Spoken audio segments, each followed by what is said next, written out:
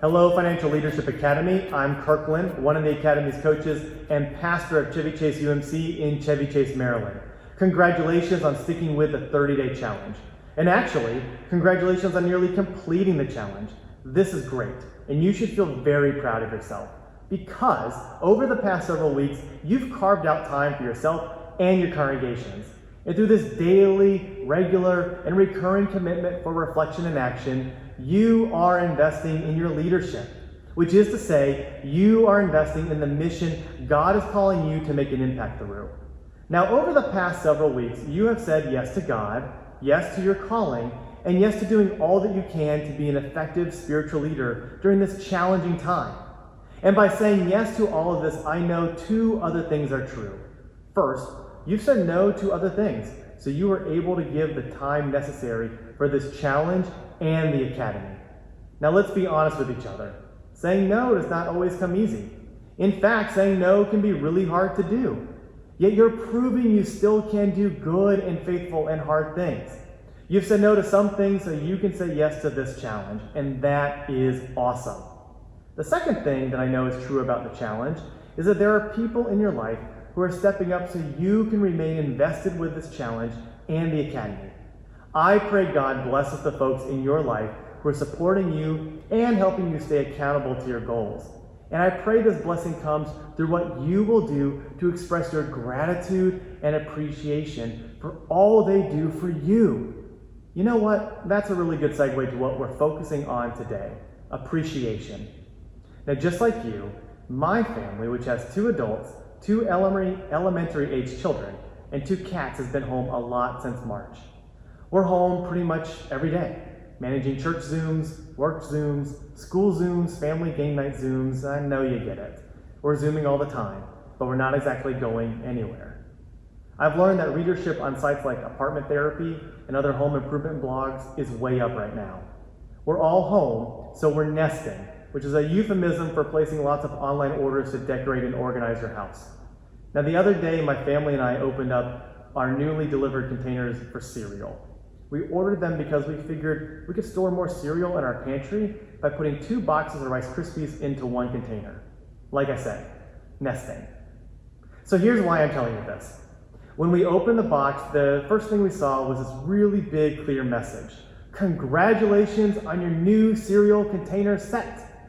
When my wife and I saw that affirming and congratulatory message, we turned to each other, laughed, and I promise this is true, we simultaneously said, wow, isn't that nice to hear?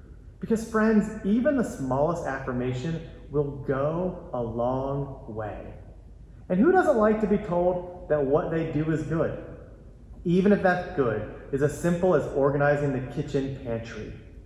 Now, by this point in the academy and this 30-day challenge, you have sent several emails to your core leaders in your church, and you have likely spent many hours with leaders on Zoom and on the phone, which means there are people in your congregation who have read several emails you sent them, and they have invested many hours to move the congregation forward and to create culture change for the sake of a vital and more healthy ministry. You could not do all the good you seek to do without these good and faithful folks. So now I'm wondering, who in their lives has helped them say yes to all that you are calling your congregation to do? And what have they said no to in order to support this work? If I've even somewhat described the blessings you find with the faithful people working alongside you, then here's my question for you. What will you do today to affirm those who are with you in the company of saying yes to God? We have to thank our leaders and teams. There's just no other way to lead than to affirm the gifts and the graces, accomplishments, sacrifices, and even small signs of improvement. If you see something good, I hope you'll say something, because affirmations go a long way. And I'm confident there are people in your life worth affirming. Now look, this isn't about greasing wheels or buttering up the folks. This is about being a leader who proves they understand how to celebrate and affirm. There's a word that not all clergy love to hear: accountability. I get it. You fill out enough annual evaluation and goal-setting forms, and you have a lot to do. There's that whirlwind out there. It's real. But here's the thing about accountability. It's not a bad word. If you're not accountable to your goals, if you don't maintain that cadence of accountability with your team so everyone knows what's going on, if you're not talking with each other and checking in, then how are you going to know what's going well and what is worth pausing to celebrate? So back to my question. What will you do today to affirm those who are with you in the company of saying yes to God? I'll give you some ideas because you're doing great work, and as part of my affirmation for your sticking with this 30-day challenge, I'm here to help you. Call your core leaders today and just tell them thank you and how much they mean to you. Don't have time to call today? Write some thank you notes tonight and put those in the mail tomorrow. That will also help your letter carrier and the postal service because you'll be using a few more stamps. Now, what about sending everyone on your leadership team a $5 gift card to your local coffee shop?